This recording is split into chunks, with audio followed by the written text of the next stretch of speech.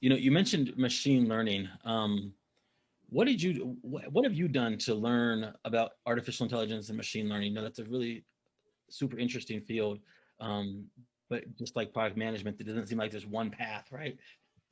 Yes, absolutely.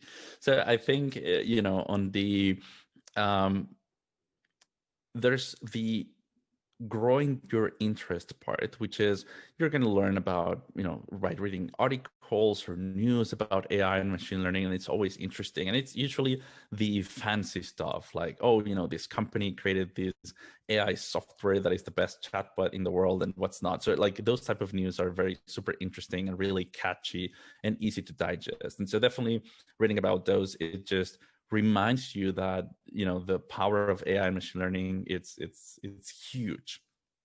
Then when you start getting into the details, there's the math part about it, that yes, you don't have to be an expert as a PM in the AI machine learning world, but you do have to understand what's happening behind that black box that we will call AI machine learning. And so there are great courses on Coursera to understand at least the basics of what is machine learning, what is deep learning, what's the difference, what different types of algorithms exist, and then even getting into the details of what is precision, what is recall, what is F1, and so on and so forth. And so there are definitely basics that you need to know. If I can compare it to, let's say, building software or building apps, like the way that you as a PM in working with engineering have to know what an API is. You have to know your basics in machine learning about, what is a confusion metrics, and what are the metrics that machine learning models report on. And then there's a step, which is learning how to build machine learning model. While as a PM, you won't be actually building them, it's always good to know. Just in the same way that with engineering, it's good to know at least the basics on how a mobile app is built or a website.